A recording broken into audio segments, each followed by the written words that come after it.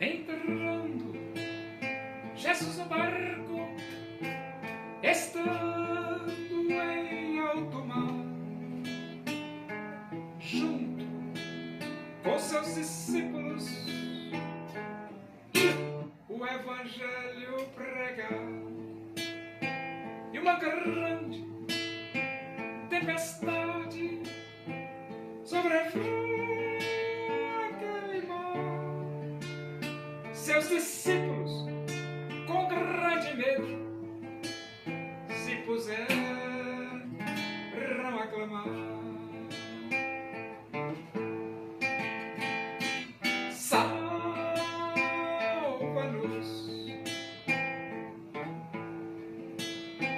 Senhor, pois estamos a perecer.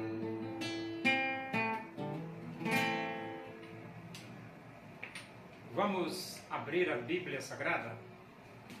Primeira Epístola de Paulo aos Coríntios, capítulo 8.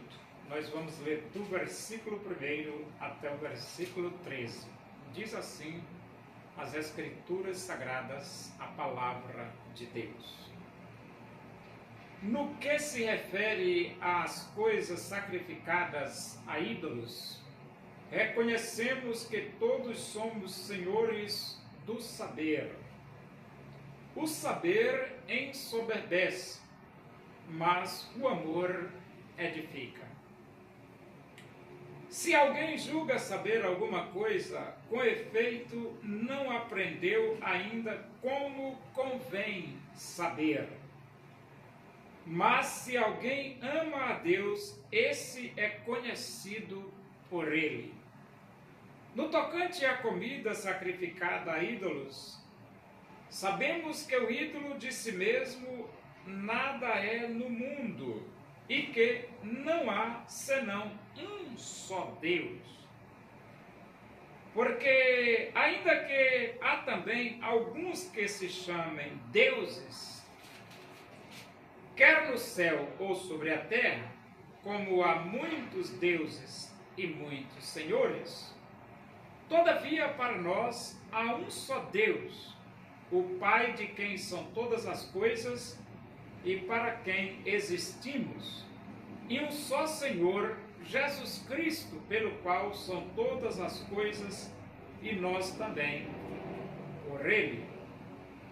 Entretanto, não há esse conhecimento em todos, porque alguns, por efeito da familiaridade até agora com o ídolo, ainda comem dessas coisas como a ele sacrificadas. E a consciência destes, por ser fraca, vem a contaminar-se. Não é a comida que nos recomendará a Deus, pois nada perderemos se não comermos, e nada ganharemos se comermos. Vede, porém, que esta vossa liberdade não venha de algum modo a ser tropeço para os fracos. Porque se alguém te vir a ti, que és dotado de saber à mesa, em templo de ídolo, não será a consciência do que é fraco induzida a participar de comidas sacrificadas a ídolos? E assim, por causa do teu saber, perece o irmão fraco pelo qual Cristo morreu. E deste modo, pecando contra os irmãos, golpeando-lhes a consciência fraca, é contra Cristo que pecais.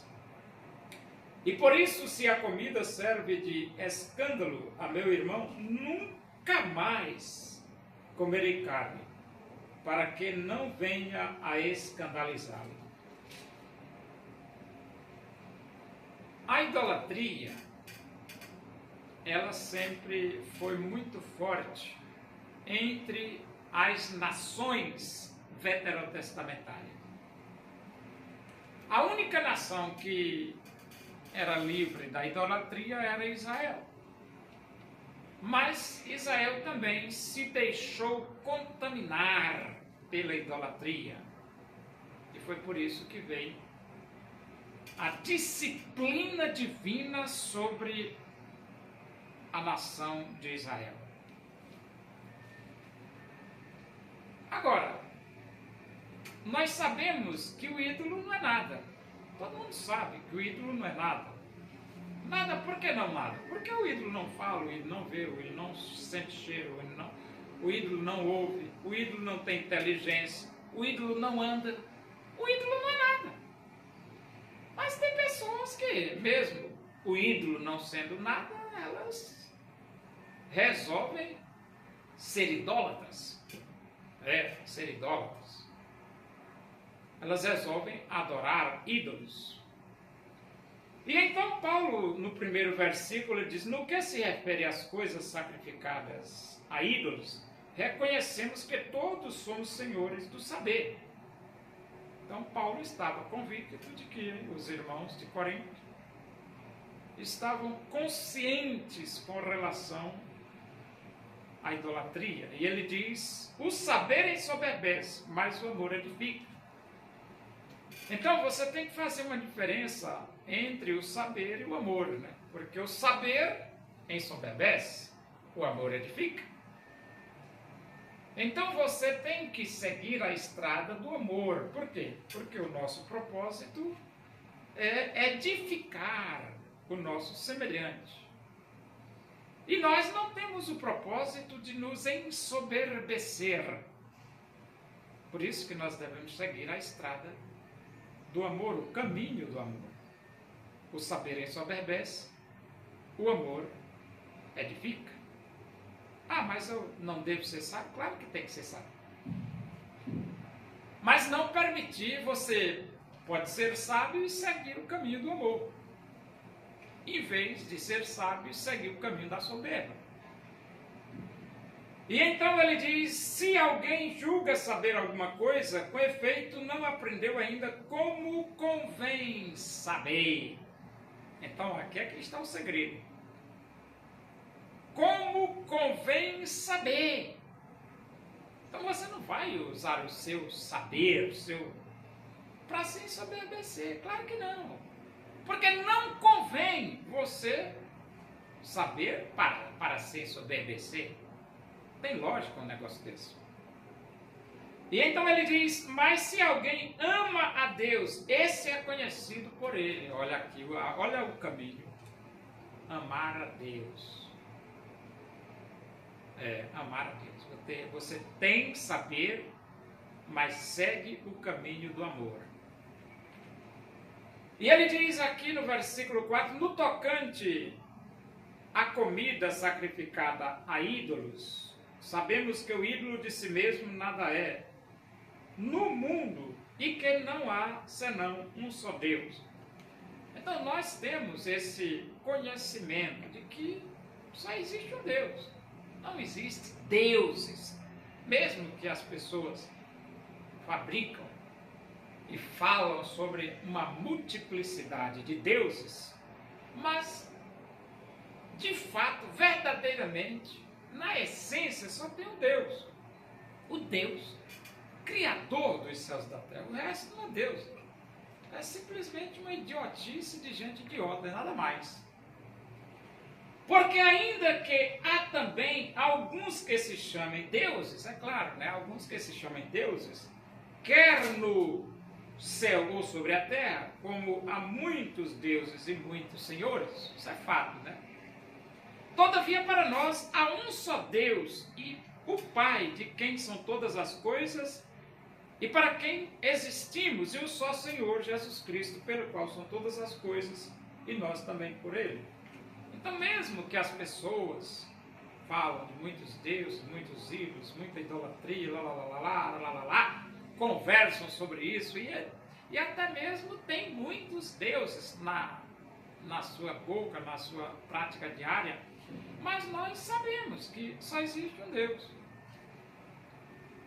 E ele diz: entretanto, não há esse conhecimento em todos, porque alguns, por efeito da familiaridade e até agora com o ídolo, ainda comem dessas coisas como a eles sacrificadas.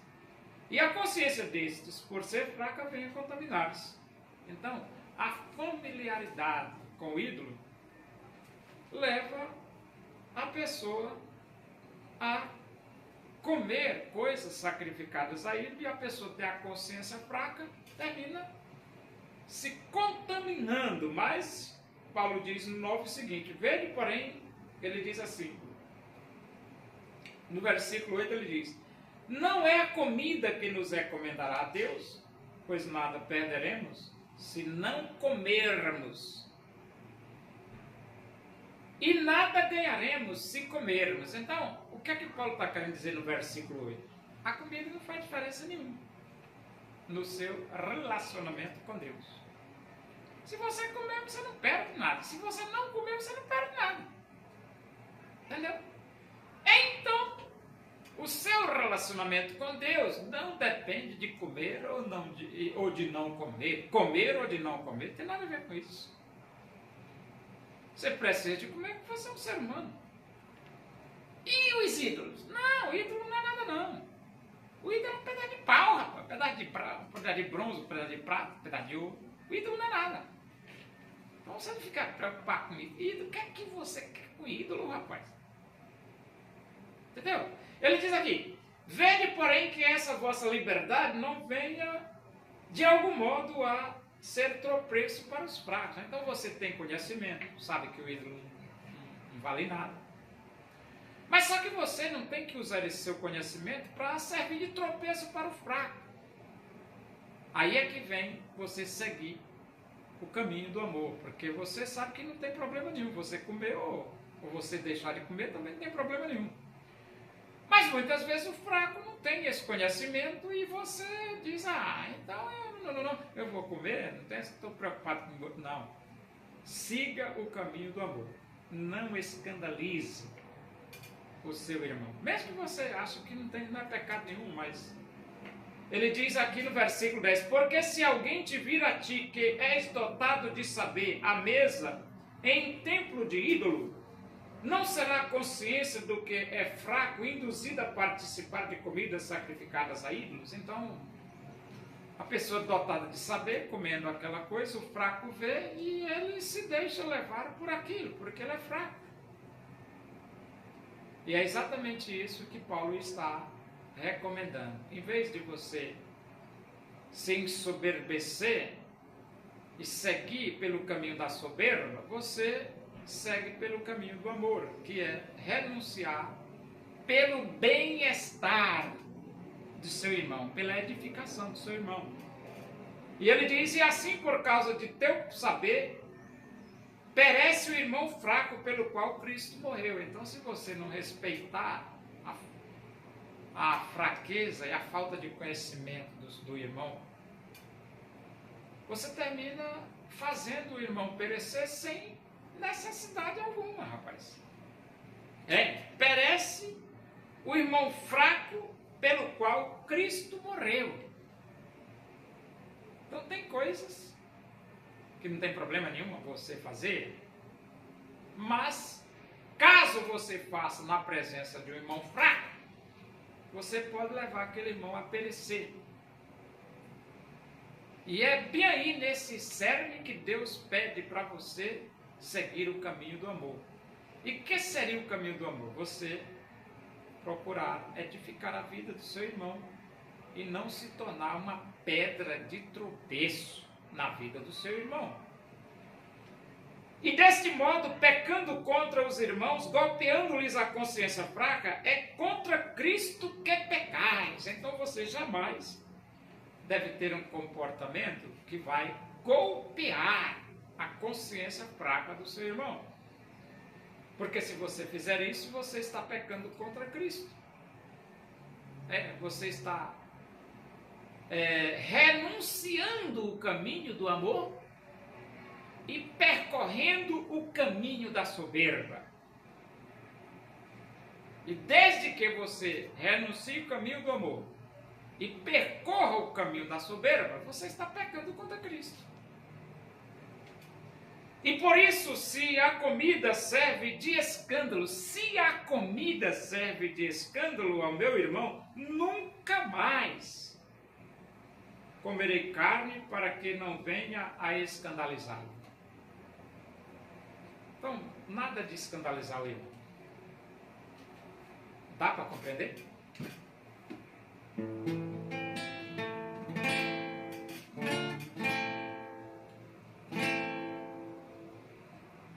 Os povos lamentarão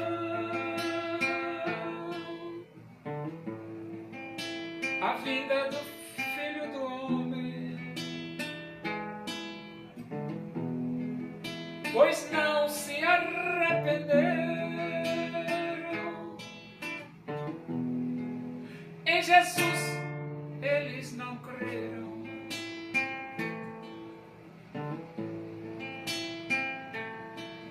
Assim como ele subiu, assim Jesus voltará. Assim afirmaram os anjos, assim mesmo se cumprirá.